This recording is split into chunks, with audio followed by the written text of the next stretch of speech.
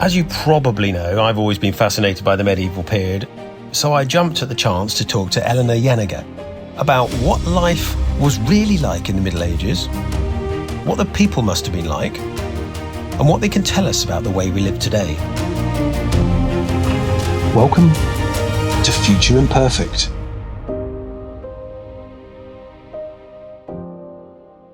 What do you think modern people in particular get very wrong about the medieval age, and what do we make mistakes about in particular as far as you're concerned? I think that the biggest problem that we have in terms of the way we relate to medieval people is by thinking, A, they are very different from us, and B, they're stupid. That's kind of the biggest thing. So we are very much, what I always say is that if I ever meet the ghost of Voltaire, I will fight him. Because a lot of this has to do specifically with, ideas from the Enlightenment. And Voltaire in particular was on a big crusade, and he's like, the church is very bad, the church is very evil. And anyone who ever was a Catholic was stupid and bad and wrong for going along with Catholicism, essentially. And of course, one of the major features of the medieval period is that, to be a Christian in Western Europe, obviously not in Constantinople, is to be a Catholic. And so therefore you can just write them off. Like never a thought entered their minds. And they're often kind of placed in opposition with, for example, Roman people. And it's like, oh, stuff was great in the Roman period. Everyone was very smart. It's absolutely brilliant. And then the Middle Ages hit, everyone forgets everything and becomes an idiot. And it's just not true. And in fact, a lot of the things that we like to pick medieval people for and say, oh, well, you can tell that they're stupid because they believe in humoral theory. I'm like, homeboy, Galen came up with humoral theory. All the Romans believe in humoral theory. There wasn't like workable medicine. Workable medicine doesn't come along until the 19th century. So maybe be a little kinder to people for believing that. If you want to be that mad at anyone in the Tudor period as well, go for it. But why is it that we focus on medieval people? Having said that, there's obviously a lot of ways which they are different to us, because part of the reason that those criticisms stand really well is, they've got a completely different way of thinking about knowledge, for example. So, they kind of see knowledge or learning as a cumulative process over time between all people. The phrase standing on the shoulders of giants is a medieval one. So it comes from the idea that, well, there's the ancient philosophers and we can get where we can get because they've already done this work and we can see that. So systems of knowledge don't seek to kind of rewrite anything. They seek to build. So they're always assuming that there's a bedrock of what's correct, and then you simply build on top of that, which makes a lot of sense if you think about it. But we, in an era where we've really changed the way that we think about knowledge, we are saying that you have to consistently say, now, is that true? Go back over and over and over again and double check that this thing is correct. And sometimes you tear down an entire field of knowledge because you say, that's not correct anymore. No, sorry, we've got this proof over here. We look at medieval people and say, well, that's nonsensical. I don't know how you could relate to knowledge like that. But what I try to remind myself of is that a lot of knowledge now is still received. For example, I know that germ theory is real because some scientists have told me germ theory is real. And I've just said, right, you are. Fantastic. Little bugs on everything, is it?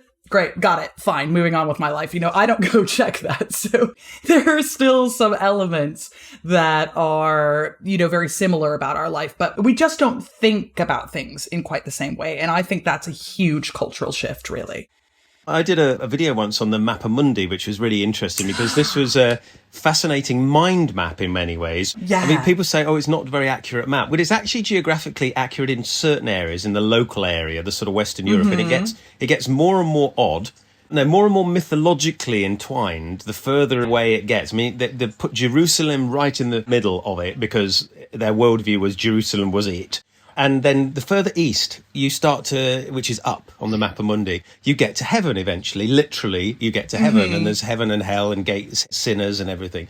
And so this mapper was part atlas, but also part reference for mythologies. It's got what we would call real mythologies. It's got the Golden Fleece, and it's got all these things. But it's also got what they considered possibly to be mythology, like the Red Sea, which was coloured red because none of the people that made it, and it's called the Red Sea, so presumably it's red, which is interesting. And then it's got it's got the path of the Israelites wandering for 40 years, a sort of squiggle roughly where they thought it was. And it's got mythical beasts as well, and some real beasts.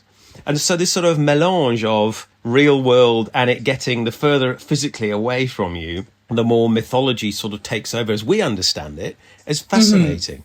It's a really interesting thing. Sorry to just jump in. I'm so excited because I think you've really got it nailed on the head here, because what the Mapa Mundi kind of does, you're right, it's not a thing that you could take and say, okay, well, that's it, I'm going to get in a boat and sail somewhere. But that's not what it's intending to do. So like a Mapa Mundi is doing exactly what it is you're saying here, where it's bringing together, well, here's what we know about what actual geography is, and here's where that makes sense in our cosmological understanding of the world. And, if you are some guy from, let's say, northern Germany, right? To you, an elephant is every bit as mythological as, say, a Blemier, who are the guys you'll see on Mapa Mundis and their faces in their tummy. They don't have a head. Or there's the sciapods who live in Africa and they have one giant foot that they jump around on and they will lay down and use it to shade themselves from the sun. And who's to say which of those things are real and not if you've never left the continent of Europe, you've maybe never left Northern Europe, right? But what it does is it positions Europeans in terms of how they see the world around them. And more specifically, really, they don't have a concept of being Europeans. They have a concept of being Christians. And they say, well, this is what the world is like. Here's how land works. Here's how, again, the mythology is all there, right? Because they very much like to have all of the Greek mythology, the Roman mythology. They're going to take all of that, right? But they're just going to put some God on top of it, right? So you can have the golden fleece, but then you also have to have heaven to be like, but just to be clear, we are not endorsing Zeus, something like that. So this is how you bring all of history together along with theological worldviews in order to have a map of how Christians see themselves in the world. It's not a map of the world per se, but it is a map of society in another and more interesting way, I would argue. Yes. I sometimes liken it to sort of almost a mind map. When you're studying a subject and you the subject's in the middle and you can draw little lines off it, and some of them are tiny details, some of them are big sections. And of course, there is a slightly more practical side of it as well, which was, it was a tourist attraction. Yes. It was a way of visiting places without visiting them. Obviously, cathedrals needed money, and there's an awful lot of physical investment in cathedrals, and obviously they're praying for people's spirituality, but you also needed money. And as more things you had, there was, I think it was at Hereford Cathedral, there's a shrine of St. Thomas there who cured wounds, and you could stick a wounded limb into the shrine to get it cured. You could buy a wax model of your bad foot and take it into the thing and hang it next to the sanctuary and pray for it. And also then you could go and have a look at the Mapa Mundi on your way and pay some money. It was almost like a theme park, a religious theme park in many ways. So there's obviously the spiritual side of it, but there's also the journey and the more prosaic souvenirs. And as you know, souvenirs are really important for the medieval mind. Medieval people do travel. There is this tendency to think, well, you're born on a farm and you die on a farm. And that's not necessarily the case. People go on pilgrimage all the time, and really normal, average people go on pilgrimage. Now, I am not here to tell you that every single person makes it to Jerusalem, which is everybody's goal. But, you might make it to the local cathedral or not the local cathedral, right? You might make it, if you're from Hertfordshire, you might make it to Canterbury, for example. And that is what is so great about having a Mapa Mundi too, because, you say you've gone on this pilgrimage of a couple 100 miles, and here you are, spring break, woo, you're having a great time. And then you get to see a Mapa Mundi as well. And you're like, yes, I am very worldly. I am connected in with the conception of travel. This is what the world means to me. And I think it's also really interesting when we think about like the little wax feet and stuff like that, is that this is also something that medieval people have in common again with Romans, which is that Romans had the exact same medical practice, which is like, oh, is there something wrong with you? You should go pray to a god. And we have lots of little kind of plaster body parts and things that you would go and you would leave them at whatever shrine it was and have a little prayer. So there isn't really a huge difference in terms of, medicine not so workable. So, prayer is as good as anything else. Yeah, they were quite good at the, well, not good, but they had practical battlefield surgery and things like that. But I think for chronic things like bad back or anything like that, I don't think there was much they could do about it, but apart from pray. But for things like slashes to the face and the arm and arrow wounds, there's quite a lot of practical experience. Yes, it's really interesting. Surgery is the thing they're quite good at. Yeah. They can do ocular surgery. They can do surgery on rectal fistulas, which is extraordinarily difficult. They can do all kinds of battles. They can reset a bone. They can do the sort of practical, if you need to put two things back together, they can figure that out really well. But then if you get any kind of bacterial disease, your guess is as good as any. I often think about it as a little bit like medical craft skills. They're actually quite good practical skills they've got. They can stitch up a person, because a lot of people had physical skills that are perhaps in decline today, with a few notable exceptions, that a lot of people don't do these things for themselves because they don't need to. Mm-hmm. Whereas back in the medieval period, and of course the medieval period is a very long period of time, so we're horribly generalizing when we talk about what's medieval. Yes, that's right. We're just doing a quick 1100 years. It's fine. Yeah, exactly. and I think craft skills and awareness of what bodies were like came with the territory. If you were butchering your own meat, you kind of get an understanding of what's inside animals, and probably inside people as well. And sexuality and childbirth was incredibly risky, and infant mortality was surprisingly high. And so the tragedy of life and the physicality of it, I think, was an ever-present thing. And I think apart from a few places today in the world, one of the biggest things is the realization that most children in the Western world anyway will grow to adulthood, whereas it was probably 50-50 in the medieval period.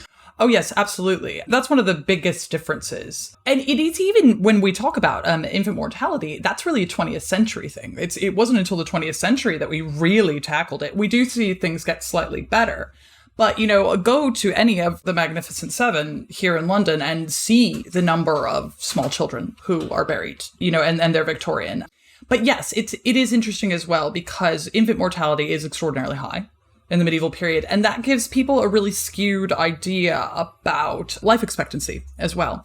Because, one of the big myths I hear over and over again is that, you would be an old man if you were 32 in the medieval period. And we're like, no, because what the people are doing is they will hear the average life expectancy. And the average life expectancy works out to be about 35 or so. But that's because if 50% of all people die as infants, so they're at an age of 0, and then half of the population has a 0. And so what does that mean if we're doing our averages? And actually, if you survive childhood, and for women, if you survive childbirth, so life expectancy is a little bit lower oftentimes for women because childbirth is extraordinarily dangerous, then you can live into your 70s, and that's no one's surprised by that at all whatsoever. It's not remarkable. It's remarkable if someone lives into their 90s, which also happens, and everyone's like, check him out, 90-year-old, that's a big deal. But there is an expectation about the cycles of life, and that people will make it to their 70s, but it becomes skewed by how extraordinarily high infant mortality is. But again, that's not a specific hallmark of the medieval period in particular. Again, you're going to find that among ancient Greeks, you're going to find it among ancient Romans. Children, especially small children, until very recently, were very fragile things. And, thank God for inoculations, essentially. It's made a huge difference. One of the other things I think that the media, and in the broadest sense of the word, is quite responsible for is this idea that the medieval period is muddy. Always muddy. Everybody wears leather, which is an unusual type of. Some people did wear leather, but not the way they wear it in TV shows. And everything was sort of subdued in colour. And one of the things that I've found in my studies is the absolute obsession and love of colour and bright colour in a way that is completely unfamiliar to us today. Yeah, we would think that medieval tastes are excessively gaudy, is what we would think. They were just basically, if they had a surface, they were like, I'm putting a mural here, this is what I'm doing, So it's interesting because a lot of this comes to us because the edifices that we still have that are medieval are often castles or cathedrals, and tastes have changed over time. So what happened a lot of times is that all of these residences would be plastered on the inside. So you build the stone walls and then you plaster them, and then you take the plaster and you paint all over it, and you paint it all kinds of different colors, and you put some murals on it. So we know, for example, from written records that I think that Notre Dame used to be like bright yellow inside with all kinds of paintings all over. And this would be very, very common. And sometimes we can have records saying, oh yeah, it's painted like this because someone will have gone to the cathedral or the castle and they'll say, this is how it looked. But obviously, plaster kind of sloughs off over time, and tastes had changed too. But also the way that our relationship to the past has changed. So, for example, it's the same. The same is true of Roman statues. We think of them as being these white marble things. They were all extraordinarily brightly painted in this way that we would not appreciate. And to the point where there was a specific Victorian interest in both medieval and Roman things. And Victorians would go get a hold of a Roman statue and be like, what's all this paint? Get this off of here. And they would, strip to make it what it looks like in their head. And the same thing happens sort of with medieval buildings, is if the plaster isn't in particularly good nick, then everyone will say, get that off of here. I'm trying to see, the medieval stone. I want the Gothic experience. But that's not the Gothic experience. Any person who, most people are doing their own kind of like weaving and dye work and making their own cloth in their cottages, they're growing their own pigments and they're like, I've got a yellow dress, like yellow is actually one of the pigments that is easiest for people to make. And so a lot of clothes are blue, a lot of clothes are yellow, most clothes are colorful. I often point people in the direction of, our best place for things like this are 16th century paintings. So it's not necessarily medieval, it's more early modern, but if you look at kind of like feast scenes of peasants, for example, wedding scenes or parties of any sort of kind, you'll see all of the peasants, they're dressed in red, they're dressed in yellow, they're dressed in blue. And there's not a single kind of brown dress in sight, but the way we think about it is it's like a stone wall that's dripping water. And then, someone in filthy rags underneath it. And it's just not how the world was, No, but it's a very pervasive image. And I've done a few bits and pieces as film extra and sometimes asked to bring my own clothing, my own reenactment clothing. And I turn up and they're looking at it going, they didn't have that bright blue. They did. This is actually woad. This they is really actually did, dyed with woad. Yeah. And they wouldn't have combined it. Yeah, they would. We actually have paintings. So there are soldiers in red and white hose, basically men's stockings. They're red and white and they're going to war with one leg red and one leg white. In some cases, they're split up into red and blue. And you have to look at the slightly post-medieval, but just the Landsknechts and what they were doing with their the doppel soldiers. They were paid twice as much and they spent their money on fashion. And they were literally going to war with enormous brightly coloured hats. I love this because you'll see in the 14th century, one of the reactions to the plague that some, not all, but some preachers have. So Bishop Thomas Brinton, who's down in Rochester, he says that one of the reasons why everyone is suffering from the plague is because everyone is dressing too sexily. And he's like, guys are just walking around in these very brightly colored tights and their shoes are so pointy and you need to stop that because this is just too sexy. Why are your clothes so bright? Why are your shoes so pointy? Why are your hose so tight? And it's this whole world where, that is so common. Rochester is a fairly good sized town, but it's not Paris or something. But, so it's you have this at every level of society. People love to dress up. They love bright colors and they love fashion, to the point that fashion is one of the first things that, when people start getting a little bit more money for fashion, this is the sort of thing that royals are like, we got to crack down on this. These people are getting too fancy. You cannot tell the difference between them and us. And we've got to. They actually introduced laws, didn't they? Sumptuary laws. Yeah, at one sumptuary stage laws. Yeah. And that was to try to keep people in their station because they now have too much money and you can't wear this because that's reserved for nobility and nobody will be able to tell who's important and who's not if you can wear the same clothes as us. Exactly. And it's one of those things where you can tell how much money people had for clothes and were willing to spend on clothes because you don't have a law like that if it's not available to people. If you go back to the 7th century, no one is like, hey, look, you can't just go flouncing around in furs. All right. You understand me? By the time you hit the 13th century, 14th century, that very well may be the case, So again, it's a really long period of time, but especially in the late medieval period, they just love to dress up. And, they're not so different from us. We love to dress up now. It's just also, we don't dress as brightly. We don't actually. I think we would probably be shocked if we went back into some towns and cities and it's like, this is so awfully gaudy. And there's a place in York, can't remember the name. It's one of the halls in York that they've repainted in the style. Hall, yeah. Great. And if you go there, the main living hall has enormous vertical stripes of red and green. Yes. And painted flowers in various different places, all sort of hand done. So it's not perfect, but these are stripes of bright red that's about a foot across, and another stripe of green that's about a foot across, and all the walls are covered in this stripe. And I'm thinking, this is way more gaudy than the most gaudy wallpaper you could ever get in the 1970s. I mean, it just blows it away for its shockingness.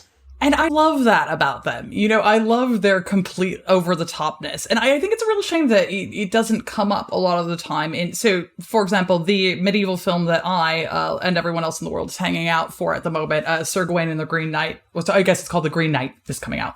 I'm very excited. I cannot wait to see my very good friend Dev Patel and look at him in a respectful manner. But the thing that I think that a lot of it is like really true to what the story is like, and it's spooky and atmospheric. But then the only shame is, again, you've got like, here's the stone wall, here are the really muted colors. And it's like, I would just love once to see the bright, stupid colors and, you know, someone wearing a party-colored pair of hose. I would love that. I would love it. I would just lose it. I would love to see somebody wearing poulaines, really, really pointed shoes that are... I love them.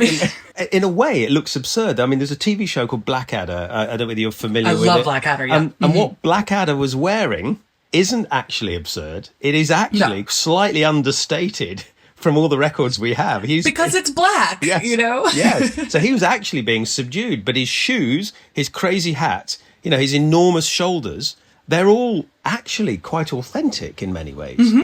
Yeah, absolutely. His pudding bowl haircut is literally cut with a pudding bowl, is what some of them had.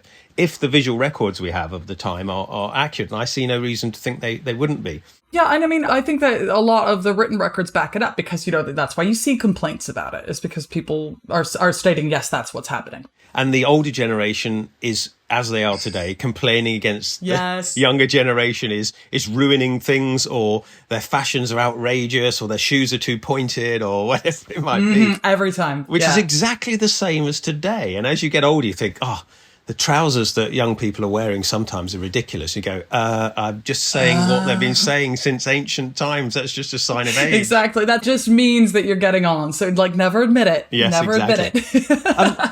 Getting on to warfare as well and showing off a little bit. I was having a discussion with somebody about some particularly flash armor with gold on it and jewelry and everything. And they were saying, well, that would have just been for ceremonial purposes. I went, no, I don't think it would have been. I think the whole point is to show your magnificence on the battlefield. I would agree with that because, you know, one of the things that I would have to say about that is who's saying that the battlefield isn't a ceremony. Part of what you're kind of doing when you're out there, especially if you are from the sort of echelon of society where you have access to a suit of armor like that. What I often liken medieval warfare to, especially for extraordinarily, you know, well-to-do people, is I call it like rich guy tag. Right? Because, you know, the purpose of war for someone who could have a suit of armor like that is not to necessarily get killed or kill anyone. You want to go kidnap someone from the other team who has the same rank. So you want to kidnap him, you want to hold him ransom, and then you're going to get a lot of money out of this. Look at the number of times an actual king is captured on the battlefield. How many times is the French king dragged back to England? You know, this is even happening in the early modern period. You know, Charles V captures Francis. And there's this ongoing Valois-Habsburg rivalry. And he has him. He's got him right there. And, you know, basically Francis spends a bunch of time writing poor me letters to his mum. And, like, that's what happens. You know, it's not warfare in the way that we think of it, where two people are like, all right, that's it. We're going to kill each other. That's never what's on. So, you know, you go out there and you say, yes, here I am a golden god, look at me. And unfortunately that might get you kidnapped. But it protects you in two ways. It says, I'm wealthy, therefore don't kill me, because if you kill me, I'm probably worth scrap value, and that's not nearly as much as if you are going to ransom me. So, yes, we'll fight, and my armour will probably prevent me, unless I'm very unlucky, from death. And this is, I think, why guns are slow to be adopted, because they're a little random, they're very inaccurate, and they will kill somebody regardless of their social status on the battlefield. But the armour, broadly speaking, will protect you mostly, not always, from that kind of lethal combat, whereas your poor ordinary soldier is getting mown down in waves. And it must have been a very different experience. But there are battles where, you know, Agincourt, for example, all the captured French knights, the English needed to kill them, but the knights, the men-at-arms, refused to kill them. They had to give it to the lower orders, if you want to call it that way, the archers, to go and slit their throats. And that caused absolute outrage at the time. It was way beyond, I mean, it was a war crime. What we would think of as a war crime back then, you could justify it, arguably, and there will continue to be arguments about it. But it's really interesting, these moments where It's the exceptions that almost prove the rule. And it must be the same for you when you're looking into some of these things about the apocalypse and what people are complaining about. Because as you said, there wouldn't be rules unless people were breaking them. They wouldn't need to put the rules in place. Completely. So the apocalypse, this is something I'm relatively unfamiliar with when it comes to the medieval period. And I obviously know the Book of Revelations and the whole biblical side of things a little bit. But tell me a bit about that and how that affected the way people saw the world. I presume it ties into plagues as well. Oh, rather. But you'd be surprised how often the apocalypse comes up. And I suppose, I've already made a generalized reference to this, but, for, what we would call Europeans in the medieval period, they're Christians. And that's the thing about them, is that they live in Christendom. And one thing that we really tend to forget now is that Christianity is a linear religion. It's positing that there is a beginning, middle, and end to the universe. And there was the beginning when God made everything. Jesus came right in the middle, and then we are now in the end bit, and we're waiting for Jesus to come back and for the apocalypse to start. There are all sorts of things that are going to presage the second coming of Jesus. It might be the arrival of Antichrist, who is an almost entirely extra biblical character that people just kind of made up. It's kind of fan fiction, but it's definitely taken on a life of its own. And then there's the things that are in, the apocalypse. But the thing is, for medieval people who are living, breathing all the time, Christianity, they don't see this as, a story that is kind of explicative of their world. They see this as absolutely the truth. And for them, when Jesus says, "Oh, I will be right back," you won't know the hour of my coming, is something that he refers to multiple times in the Gospels. And so they're ready for that to happen, right? So within that context, they're constantly interpreting the signs of the world around them to say, okay, well, now is when it's happening. So it's interesting the times that it comes up. So there is a huge tension around the year 1000, for example. So they're like, well, in the year 999, everyone's having a freak out. They're like, well, this is surely Jesus is going to come back in the year 1000 because it's a nice round number, essentially. They really do like numbers to have a kind of a specific meaning. They think about math as a kind of divine explication of the world, right? So if you can kind of figure out math, you're kind of thinking like God is. So for them, the year 1000, that's a really obvious point. And people will point out to things like, oh, do you see these Vikings? They're everywhere. And there's these big pagan hordes. That it refers to the hordes of Gog and Magog, who are basically in a lot of the Antichrist theory. And so that's who that is, these bad pagan hordes. And so, clearly God's going to come back and Jesus is going to come back. It's going to be the end of the world. That doesn't happen.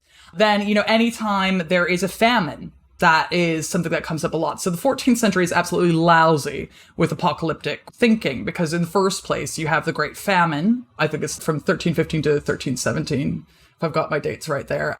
Absolutely terrible. It's very, very cold. It's very, very wet. 2 years worth of crops fail and everybody's starving. There you go. You got your famine. So that's one of the horses of the apocalypse, right?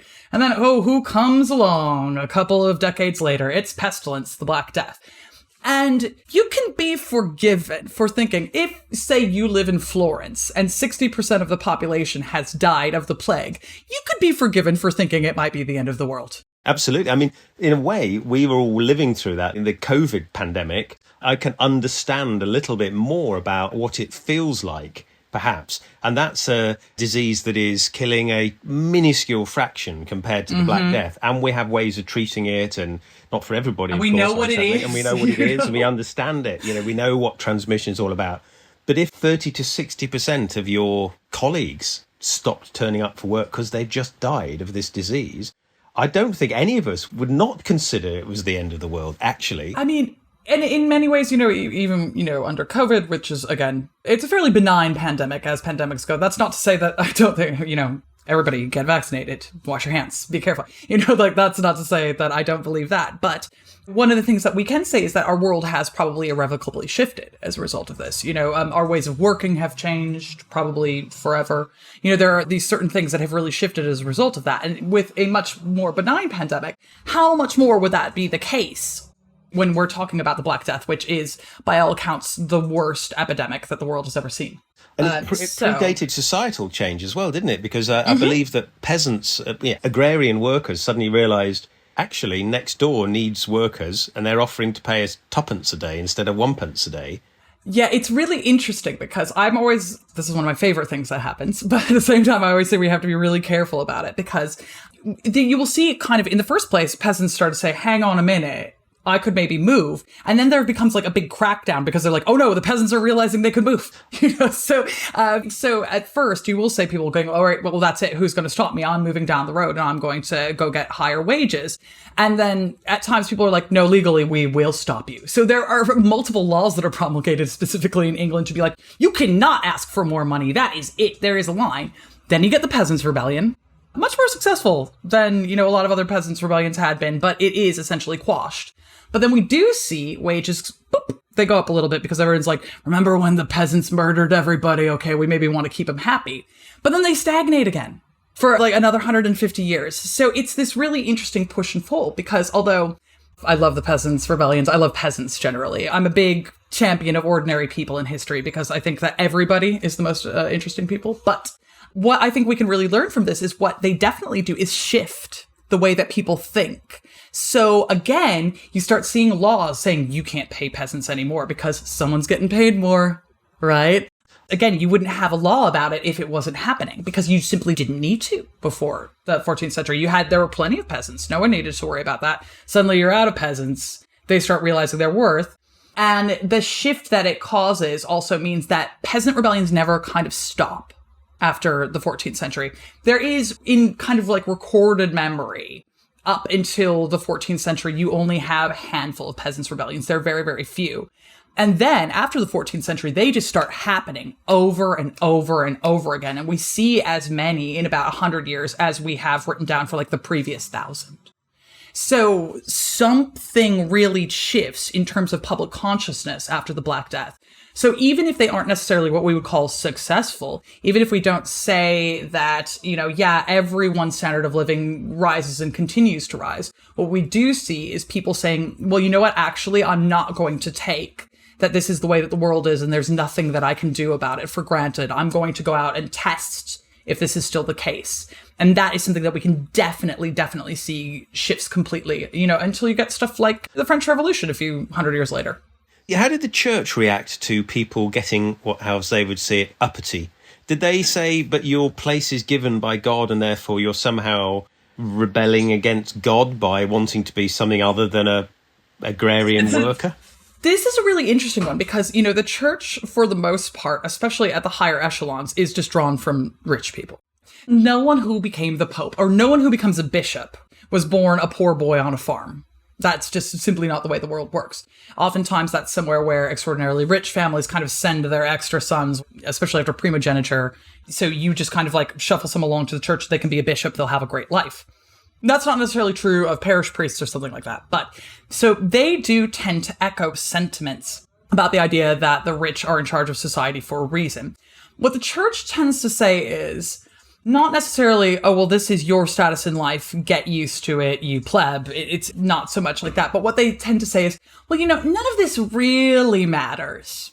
Your next life is what matters. But there will be all kinds of interesting ways of interpreting that. So, for example, I was reading yesterday a sermon by Humbert of Romans, who is telling other priests how to speak to people with leprosy.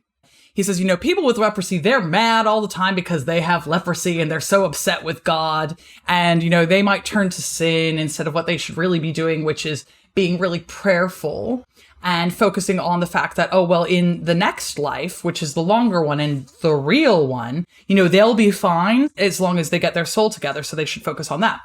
And then he compares them to Job from the Bible, who suffers a lot. And he's like, well, didn't Job suffer much worse than you as someone with leprosy? Because Job was really rich and then he lost everything he had. So that's worse than if you're poor and you lose everything. That's not as bad as if you're rich and you lose everything. And if you have leprosy and you get sick, that's not as bad as something bad happening to a rich, well-bodied person. And he literally just puts it down there. And I was reading it like, Humbert, What are you talking about? You're just saying that, like, in theory, just so you know, some rich guy who lived 100 years ago had it worse than you because he was rich. So have you considered that? So there is that kind of way of thinking. But what the church really tries to get everybody to do is focus on the next life. But part of the reason that they do that is because they're drawn from these very high echelons of society, and they have a stake in the matter. It's not quite as much as you see from, for example, royalty themselves, who are very much like, yes, I am anointed by God. Oh, and by the way, I am descended from a mythological figure, so I've got that going for me. And I'm simply different from you people, So the very, very well-to-do secular people will really lean on that God has anointed me. Whereas the church never wants to give them too much of that either, because the church also might want to come in at any time and make you not the emperor, or make you no longer the king. The church reserves the right to excommunicate you and get someone else in. They're a little much more reticent about that. Their focus is the next life. But I wondered whether one could chart a sort of philosophy of thinking of the sort of the Peasants' Revolt, the Black Death, people starting to realise their worth, all the way through to the schism in Christianity, where you do start to have parish priests who don't think things are anointed. It's clear that stuff is a bit random. And it eventually, after several hundred years of thought and sort of shuffling of social conscience, you get to the stage of the rejection of the sort of Catholic Church and the rise of the Protestant Church. Oh, I mean, this is my bread and butter. So, this is very exciting to me because, again, this is one of the apocalyptic signs that people point to, the Great Schism, and, having your Pope and your anti-Pope in Rome and Avignon. I think the highest number of popes you ever get is 3. They tried to get, at a point in time, they were like, all right, look, we're just going to cancel out the Pope in Rome and the Pope in Avignon, and we're just going to elect this new Pope, and then he's going to be the Pope. But then, obviously, the Roman and Avignon popes were like, no, we're not going to do that. So then you had a third Pope in Pisa for a little while. And eventually it all dies out. But yes, you certainly do see this. And so one of my great loves, and one of the groups that I'm really interested in studying, the Hussites, they really kind of move on from this. And, so in the first place, they are really a kind of post-plague sort of grouping, because certainly there are nobles involved in the movement. There are certainly church people. Jan Hus obviously was a priest himself before he comes up with this new form of Christianity, and then gets burned at the stake for his trouble, as one does. But it's also this really kind of like social conglomeration. So you have lots of peasants who are involved. You have lots of townspeople. Some forms of Hussites, so for example, the Taborites, who are focused on the Bohemian town of Tabor, they kind of try to start a form of communism along with their Hussitism. So what they're saying is they take a very kind of an interpretation of Christianity is that society should be equal and there's enough stuff for everybody. This idea of a hierarchy that's promulgated by the Catholic Church in and of itself is problematic, because it's saying that humans need to be striated out in this particular way, whereas they could be in one moment. So I would say absolutely these things are connected. And there's all kinds of Hussites who write about this. So Chelchitsky writes this sort of a thing. People tend to ignore the Hussites because nobody wants to learn Czech. But if an entire kingdom that is like integral to it's the richest kingdom in the Holy Roman Empire in the 15th century when all this goes down as well, because it's got multiple silver mines. It's one of the most important kingdoms in Christendom. And they're like, no, we're off. And I think there's something like 5 crusades are called against them and the church loses them all. This is the thing that people don't realise. There were quite a lot of crusades within what we think of geographical Europe. I mean, there was the Albigensian Crusade as well, which is largely about money and land. Yes. And then the Hussite one, which has perhaps got a bit more about philosophy and church in it. But also the Hussites, they innovated a lot of battle strategies as well, didn't they? So that's fascinating. It's almost the beginnings, well, presumably it is considered the beginnings of Protestantism in some ways. But also possibly the Protestant work ethic, which is perhaps separate from the religious side, which is we can fix things and make things and invent new things. And they had war wagons, didn't they? They literally had cannon and guns inside wagons drawn by horses, and they would make them into lines and circles. And it was much more of a ordinary soldier kind of medieval, but really not medieval anymore. Yeah, but this is the thing. It's quite interesting because there's lots to be said for, and arguments can be had for years and years and years about the conception of the military revolution in the early modern period, but you begin to see things like the Wagenburg technique our good friend Jan Žižka, he comes up with this, and there is a lot of hand-wringing, again, from the sort of people who are wearing fancy gold armor about this, where they're like, these guys will not come out from behind these wagons. And then, the Hussites are like, yeah, now you're all dead, And so we have a lot of written records to indicate that women are fighting as Hussites. And a lot of the times also are a little bit more violent about things. Like there will be specific records where women are like, no, we're killing all of these people. And the guys are like, ladies, slow down. And they're like, no, we're going to kill them. You see all of these things that are very unusual in terms of the way medieval warfare works within that system. And so as someone who kind of is a Czech specialist, for me, that's kind of like the line between medieval and early modern is I'm like, well, how many Hussites do you have on the ground? Because for me, the minute the Hussites have like one, I'm like, boom, okay, that's it. The medieval period is over and we're early modern now. That's not how everybody sees things, but it just depends on what do you work on, like what is your area?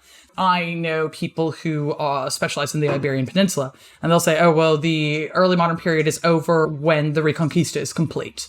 And all of the Muslims are kicked. Well, they're not all kicked out. There is the small matter of the Inquisition to happen in the early modern period as a result. But when Ferdinand and Isabella take over everything, they go, well, that's it. Here we are in the 1490s and it's the early modern period now.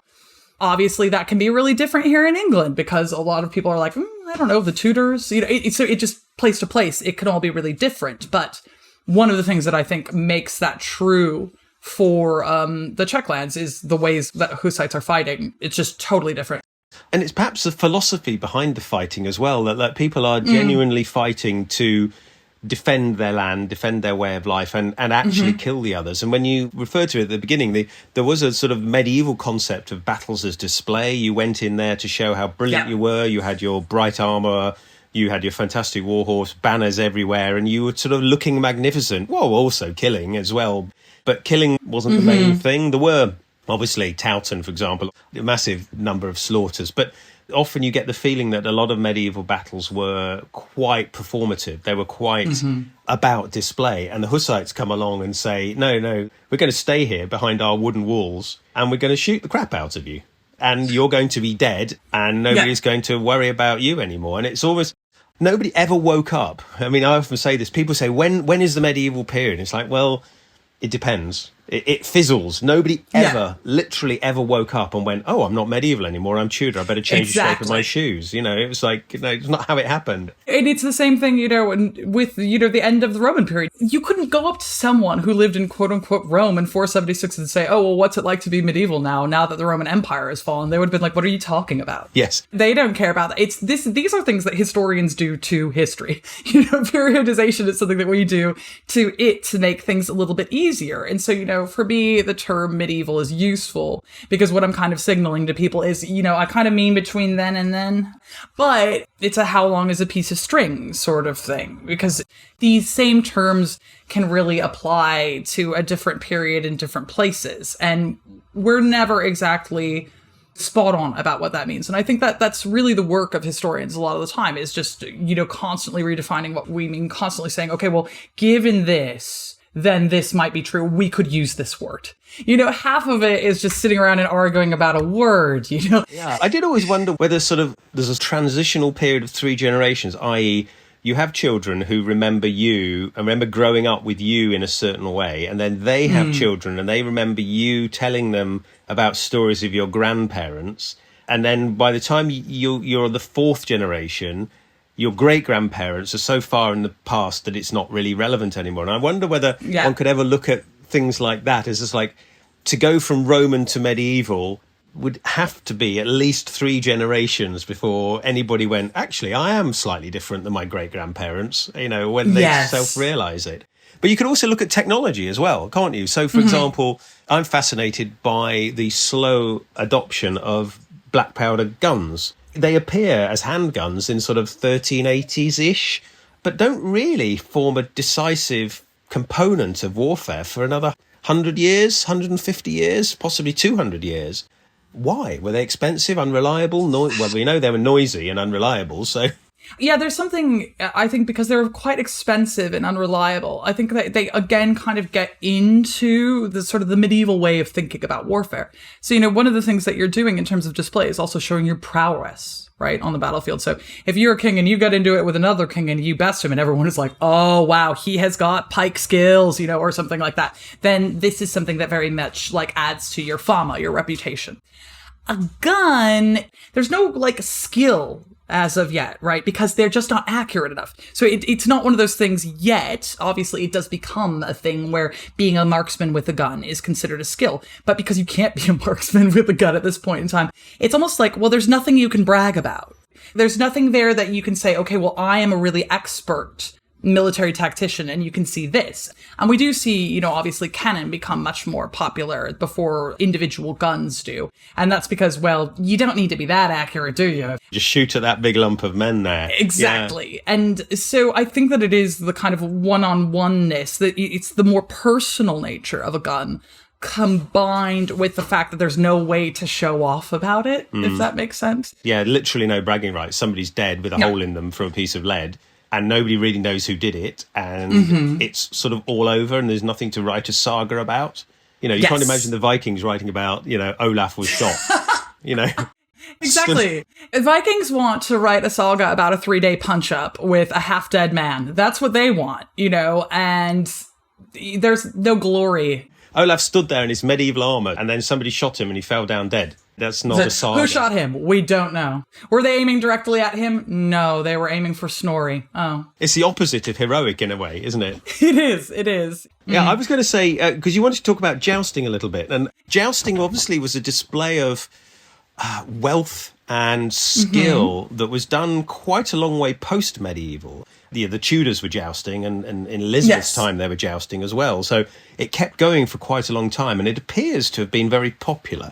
Yeah, so we kind of see it begin to take off, tournaments in general start kind of taking off again in the late medieval period, which, so the 14th century, this is a big thing.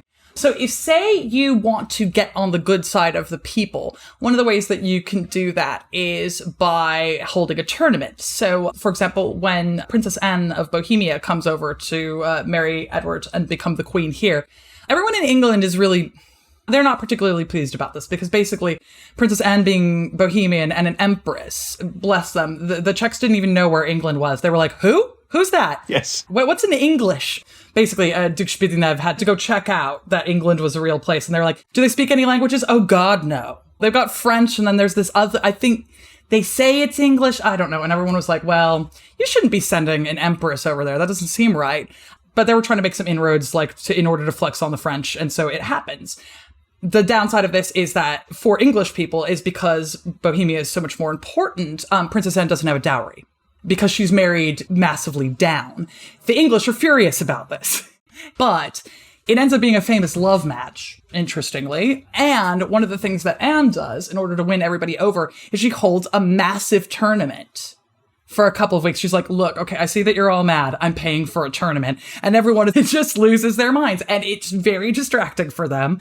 And they love this. So it's just kind of everybody sort of gets the day off work, market vendors notwithstanding. They make some very good money because everybody wants to eat, while they're seeing the tournament. Everybody gets drunk. They have a bit of a makeout with a stranger and they have a great time. There are some rich people who are in armor. That's great. That's kind of the main entertainment, but it's sort of everything that's around it as well. And again, we see a lot of sort of hand-wringing on the part of the church about tournaments. They will say things like, well, there is a possibility that you could die in a tournament, and you're doing it for no reason, right? You're just doing it to be a show-off if you're a knight. So this is kind of tantamount to suicide as far as the church is concerned. So for them, if you die, they say, well, you'll go to hell, you'll go to purgatory. And you'll need to earn your way out if you die in a tournament because you are recklessly gambling with your life. For what? So that everyone can have a good time? But the rich people are like, yes. We absolutely are. And everybody loves that. It's actually one of the only ways that royalty and nobility have to make inroads with the common population. It's bread and circuses, right? Only instead of circuses, it's tournaments. But it is a specific late medieval thing. It's kind of like late 13th century to the 14th century. This isn't something that's going to come up in the 9th century, for example. It's just there's no real idea of things in the same way. I always wondered whether the, quote, ordinary people actually quite liked watching the possibility of the nobility killing each other. I bet. I imagine the guy who won't let you move down the road, or the guy you have to pay a fee to in order to get married to the person that you want, it gets knocked off his horse. You're like, yeah, have at it. That's great. Everybody would have been drunk. Everybody would have been, God knows what would have been going on, but it was like the most massive open air festival for days. Mm-hmm. Everybody's letting off steam. The rich people are potentially going to kill each other, which is even more exciting. Displays of wealth and chaos is going on. It must have just been, think of the most impressive music festival you've ever been to, and add some combat sports, add it multiple days. I mean, it's like Glastonbury, but much, much tougher and much more unusual. People get hyped now for jousting. Yeah, even obviously it's part of it is all the anachronism, but it's very, very cool. Well, of course, I do it. So, actually being in armour and jousting, and by jousting for real, I mean real solid wooden lances with metal do you have tips. Like an oak lance and everything? I was going to ask you about I've never this. jousted with oak. It's always been pine. It's always been pine that we use, and it usually shatters. I was going to say safer. Yeah. But again, we don't really know what they use. We certainly wouldn't use ash because I think I came across some reference to ash if you want to kill a man because it's springy. And the thing with jousting is if the lance shatters on your opponent, all the energy is released in the lance shattering. So it's not so much of it's a big hit, but it's very survivable if your armor's good. Yeah. If the lance doesn't break, it bends and then it comes back out into you as well. So the biggest accidents I've ever had are when the lances haven't shattered. Right. Because the energy's got to go somewhere and it goes back into extending the lance. So, and that means two of you are passing each other and it gets hooked up under your arm, under your chin, and then you can't see because you don't know what's going on. And so physics takes over and physics becomes chaotic. And you haven't got a clue until you potentially hit the ground or the other guy hits the ground. Or you get to the end. Somebody said, well, what's it like to joust? I said, well, you can see the opponent, you accelerate, and then you see sky, and then you can see the end of the lists. Because if you're hit or you hit, you tilt backwards slightly. You don't tilt backwards before you hit because you're concentrating, you're leaning forwards and you're focused on where the lance is going. As soon as there's impact, either from you on them or both or them on you, you're tilted back slightly and you can only see sky. Wow. So the worst views of anybody in the joust are the two jousters. I have a question. Yes. About jousting equipment for this. So are there specific saddles then that are used for jousting? Like, would you have something that's got, a higher back as a result? Yes, you do. I mean, the medieval war saddle, it changes during the development of jousting. There are types of jousting in Germany, for example, where they deliberately don't have backs on the saddles. Ooh. And the idea there, and they don't really seem to have much in the way of leg armour, and they have very thick lances, and we think, nobody's, as far as I'm aware, reenacted that. We think the idea there is to smash the other person backwards off the horse, because that makes much more sense. If you've got a high-backed, what's effectively a sort of 15th century, 14th century war saddle, it goes around your hips a little bit, sort of low down around but keeps you in the saddle, but you can flex backwards. So you bend from the waist backwards and you can actually go all the way down to the horse's rump and then sit back up again because of the design of the saddle. So you can actually be held in. The dangers are when you're lifted up and twisted.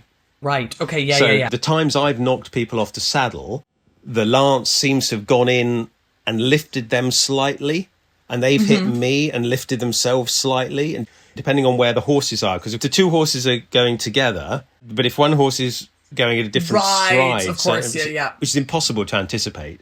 If you get it right/wrong, depending on your perspective, you actually lift them out of the saddle and twist them over the back. So you typically fall, you rotate through, 90 degrees and fall off the other side of the horse, sort of off the. Right. You don't go backwards like they do in Hollywood. You don't fall backwards over the saddle. You sort of twist and fall out the back over your right shoulder. So that's scary. It's very scary. The only other accident I've seen in jousting, and we see this in illustrations, is when the hit is so big that both horses stop. Oh, yes, I've definitely seen illustrations of that, yes, So where they're like, whoa. And all the energy is dissipated in the lance impact, and everybody's suddenly gone from a fast canter to stationary. And everybody's very surprised. And one guy I saw doing it was so surprised that he leant forwards and fell down on the left-hand side of the left-hand shoulder of his horse, because his helmet was so heavy. He wondered what had happened. He leant down and he kept falling, and he fell down on the left-hand side, which I've seen in an illustration. I can't find it recently, but I've definitely seen somebody falling forwards on that side, and I was very curious as to how that would happen. But the physics, it seems to occasionally happen, which is really interesting. See, this is the thing, right? I am someone who just like sits around doing medieval history all day. And I am absolutely fascinated by this. Like, if I came upon, if someone said, oh, by the way, there's going to be like a days-long jousting match, I'd be like, well, I guess I'm dropping everything. This is what's happening for me. And I would be the person who would, in theory, be kind of like most blasé about this. This is so cool. This is so much fun. Even if people are not necessarily going to get hurt, which they can, right? Obviously, as you've made very, very clear. The worst it's going to be is like watching WrestleMania or something like that, which is quite fun. Yes. So you can see where the appeal lies, because well, what's going to happen? You literally don't know. It doesn't matter how incredibly skillful people are. There can be, what's the cadence of the horse? There are all these varying factors that play into it. So it's so surprising and interesting. And let's remember, this is a world where you don't even have television yet. So this might be like one of the most exciting things that ever happens to you in your life. And, that's why I'm interested in them. I love, the TV-ness of it. Yeah, but as you say, you're also jousting with wooden lances. And here's a little, I was jousting down at Pendennis, which is down in Cornwall. It's a castle down there. Henry VIII built a fort there as well. And as of jousting there, we put the lances out overnight on the Saturday night because we were jousting on the Sunday morning. Sunday morning, we couldn't break a single lance. And we were trying to work out what was going on. Oh. The sea mist had come in, and it was very misty overnight. And the wood of all the lances, rather than being kind of brittle and dry, had got soaked in the mist and was very slightly damp. And it didn't break. I've got pictures of the lances bending through 90 degrees and straightening again. And it was so frustrating. It was only afterwards when we thought about it. What was different? It was the atmosphere, the fact that, well, it hadn't been rained on, but the mist had soaked into the wood sufficiently to make it more flexible.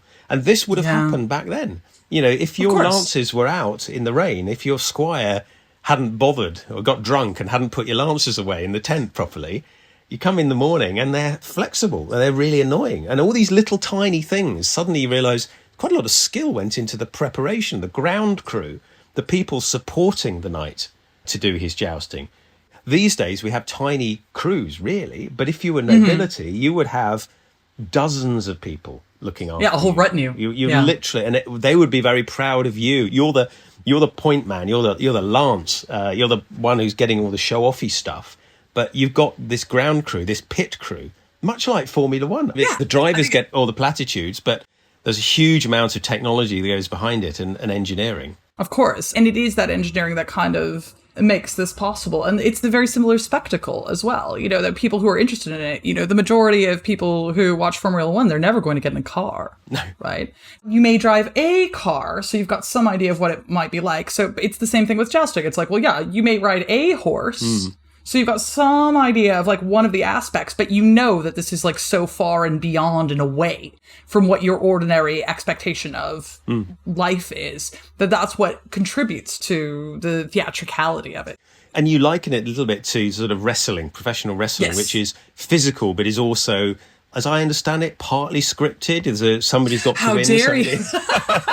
So I'm led to believe, Yeah, exactly. Yeah. I mean, so obviously it's not scripted in that same way, but, you kind of have like your team and, especially in the kind of early modern period, you get into some of the 16th century, the outfits that they wear and the incredible armor and, what the horses will be wearing. And you're like, oh, okay. You have that same kind of level of pageantry. And yeah, you do kind of have the almost scriptedness of wrestling in that, you've got these teams and narratives emerge from it. But these people are all within the same social circles. They don't hate each other. They want to joust each other, right? So So it's like, it's one of these things where everybody's agreed to sign up for this kind of mock combat. And I mean, it's only mock in that, no one's trying to kill anyone, but it might happen. Same thing with professional wrestlers, is they're doing really extraordinary physical work. It is a sport that is real. Like, in order to do those things, everybody has to be working together. They have to practice very hard.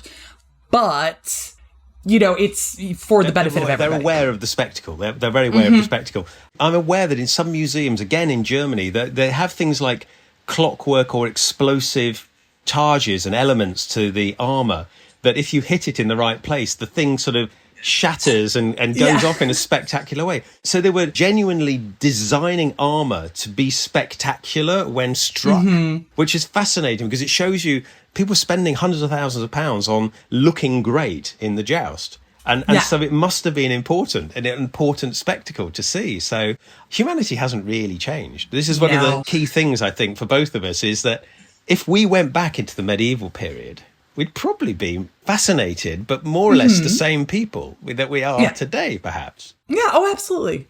Was there anything you wanted to round up with? How do people find out more about, you've got your book. Are there any other ways of sort of finding out about your work that you want to share? Yes, absolutely. So I've got a whole blog, which is going-medieval.com, where I write basically essays about whatever takes my fancy, really. But it's usually things where how stuff that happened now is like a medieval thing.